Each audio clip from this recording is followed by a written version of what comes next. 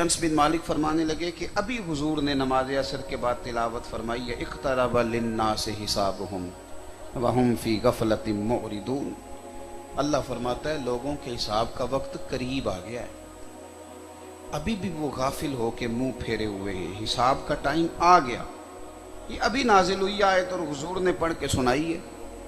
فرماتے ہیں آیت اس کی تشریحات نہیں، ایک گھنٹے کا واز نہیں، اس پر جو ہے وہ 45 منٹ کی گفتگو نہیں، میں نے بس نہ آیت پڑھی اور یہ لفظ کہہ کے میں ذرا آگے بڑھا تو فرماتے ہیں پیچھے کسی کے گرنے کی آواز آئی، میں نے پلٹ کے دیکھا تو صحابی نے دیوار سے چھلانگ لگا دی تھی، اور جب میں نے انہیں مسجد نبوی کی شریف بڑھتے ہوئے دیکھا تو میں نے کہا کہاں جا رہے ہو، اسے مکمل نہیں کرنا؟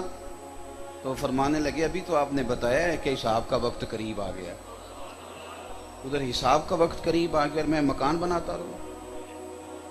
میں تو ابھی آیت سنی ہے تو فیصلہ کر لیا ہے کہ جہاں تک پہنچ گیا، اب مجھے اپنے اللہ کو راضی کرنا۔ ہم نے کتنی باتیں ہیں زندگی میں جو سنی ہیں، کتنی ہیں جو پڑھی ہیں، کتنی ہیں جو ہم تک پہنچی ہیں۔ ہمارے صوفیاء کامیاب اس لیے تھے کہ اگر چند لائنوں میں انہوں نے کوئی سبق پڑھا ہے تو پھر انہوں نے یاد بھی صحیح کیا ہے اور عمل بھی کر کے دکھایا۔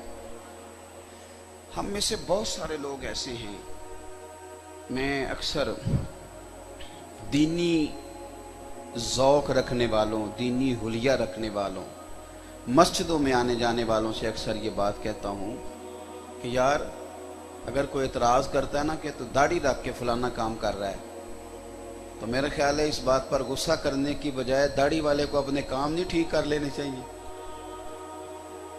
ناراض ہو گئے آپ لوگ؟ ایک شخص کہتا ہے کہ تو امامہ باندھا ہوا ہے، کل تو دین کی دعوت دے رہا تھا اور آج تو یہاں کھڑا ہے، تو میرا خیال ہے کہ اس کی اس بات کو غلط رنگ دینے کی بجائے اگر تو ہم نے اصلاح لینی ہے تو پھر بہرحال ہمیں کیا کرنا چاہیے؟ اور پھر چونکہ ہمارا دعویٰ بھی ہے، ہماری بات بھی ہے کہ میں مسجد سے وابستہ ہوں اور ہم کہتے بھی ہیں، میں بہت سارے دینی محافل میں آنے جانے والے لوگوں کی باتیں سنتا ہوں، وہ کہتے ہیں کہ فلانا دنیا دار ہے، فلانا بندہ بالکل، تو بھائی آپ نے تو دعویٰ کر دیا دیندار ہونے کا، اگر دعویٰ دینداری والا ہے تو کام بھی میں پکا نقش بندی ہوں، تو پھر لوگ دیکھیں گے کہ حضرت بہاءاللہ نقش بند بخاری والا کو کام ہے آپ میں، شیخ مجدد الفسانی والی روایات ہیں، دیکھا جائے گا۔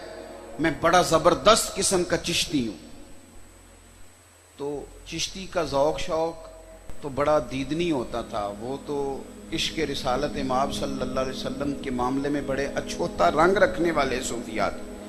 تو لوگ پوچھیں گے کہ آپ کی وہ کیفیات ہیں؟ ساری زندگی بتایا کہ میں قادری ہوں اور میرے غوث پاک عشاء کا وضو کرتے تھے اور فجر تک مصلی پہ رہتے تھے، تو بھائی آپ نے یہ بتایا بھی ہے اور آپ پکے قادری بھی ہیں، تو یہ بتائیے کہ آپ عشاء کے بعد 20 منٹ بھی مصلی پہ رہتے ہیں؟ یہ تو آپ نے ابھی بتایا کہ غوث پاک فجر سے لے کر عشاء سے لے کر فجر تک رہتے تھے، تو آپ صرف یہ بتا دیں کہ آپ آدھا گھنٹہ بھی نفل کے لیے رہتے ہیں فرضوں کے علاوہ؟ مطلب یہ کہ دعوے کرنا اور ہمارا یہ کہنا یہ ثابت تب کرے گا جب ہمارے اخلاقیات میں اس کا اثر بھی آئے۔ ہمارے بزرگوں نے نا عمل کیا، اور آپ یقین کریں، ادھر دیکھیں میری طرف، مجھے یوں لگتا ہے کہ یہ جو جھگڑا زیادہ بن گیا نا آج کل، روز ایک نیا فتنہ کھڑا ہوتا ہے، ایک نئی بحث کھڑی ہوتی ہے، اس کی وجہ یہ ہے کہ باتیں زیادہ ہونے لگ گئی ہیں، عمل تھوڑا ہے نا جی۔ میں نا کئی دفعہ مجھے لوگ جگا کے کہتے ہیں کہ فلانا موضوع چھڑ گیا ہے تو آپ کی رائے نہیں آئی، تو میں کہتا ہوں یار میں تو ہر وقت ایکٹیو ہی نہیں ہوں، یہ تو آپ اس بندے سے پوچھیں گے جو 24 گھنٹے رائے پہ بیٹھا ہے۔ تو یوں لگتا ہے کہ جیسے ہمہ وقت بحث کے لیے لوگ تیار ہیں۔ میں کہتا ہوں کہ ابھی بات چڑی تھی، ابھی تیرے کومنٹس آ گئے، اس کا معنی یہ کہ تو مصلی پہ نہیں موبائل پہ بیٹھا تھا، تیرا ذوق ہر وقت یہاں لگا ہوا ہے۔ کچھ اپنی زندگی میں ایک بات آپ سے چھوٹی سی کر لوں، ناراض تو نہیں ہو جائیں گے جو گھور رہے ہیں بیچ بیچ میں سے؟ اچھا چلو، اللہ جزائے خیر دے۔ ملا رومی رحمۃ اللہ علیہ فرماتے ہیں کہ چڑیا اور اس کا مذکر یعنی سادی بات کر لیں، چڑی اور چڑا دونوں اکٹھے بیٹھے تھے۔ میری طرح کا نا کوئی بندہ مذہبی وضاقتہ والا وہاں سے گزرنے لگا تو وہ چڑیا اس کو کہنے لگی، چڑے کو، کہ اڑ جائیں شکاری نہ ہو۔ کہنے لگا نہیں، یہ شکاری کہاں ہے؟ تو درویش آدمی ہے، تجھے امامہ نہیں نظر آ رہا؟ داڑھی نہیں دکھائی دے رہی؟ تو شریف آدمی ہے۔ اس نے کہا اڑ نہ جائیں، ڈر ہی لگ رہا ہے۔ اس نے کہا نہیں، یہ شکاری نہیں، یہ صوفی ہے، یہ درویش ہے۔ اللہ! عارف رومی کہتے ہیں وہ قریب آیا نا جب نیک آدمی، تو اس نے بغل سے غلیل نکالی اور اس نے جب باندھ کے نشانہ مارا تو چڑیا توڑ گئی، لیکن وہ چڑا بیچارہ مر گیا۔ چڑیا بڑی تڑپی، تکلیف میں آئی، روتی ہوئی جنگل کے بادشاہ شیر کے پاس گئی، کہنے لگی فلاں آدمی نے میرا شوہر مار دیا ہے۔ بادشاہ نے فوجیں دوڑا دی، اس کو گرفتار کرا لیا۔ مثال دیتے ہیں نا سمجھانے کے لیے، وَتِلْكَ الْأَمْثَالُ نَضْرِبُهَا لِلنَّاسِ، مثال دینے لگے۔ عارف رومی کہتے ہیں کہ گرفتار کرا لیا، منگا لیا، سامنے کھڑا کر لیا، تو شیر کہتا ہے چڑیا سے کہ گرفتار میں نے کرا لیا ہے، پر سزا میں نے تیری مرضی کی دینی ہے، اس لیے کہ گھر تیرا اجڑا ہے، تکلیف تجھے ہوئی ہے، تو بتا اسے سزا کیا دینی ہے۔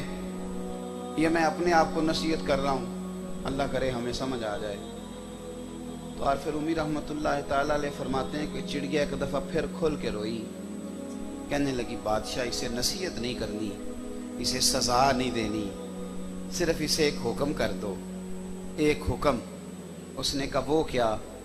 تو وہ چڑیا کہنے لگی اسے کہو کہ اگر شکار کرنا ہے تو کپڑے بھی شکاریوں کی طرح کے پہنے، بس اسے سزا کوئی نہیں دینی، اسے کہو کہ صوفیوں کا لباس پہن کے شکاریوں والے کام نہ کرے، اسے کہو اگر اس نے شکار کرنا ہے تو پھر کپڑے بھی آئے ہائے، اس کو سمجھے۔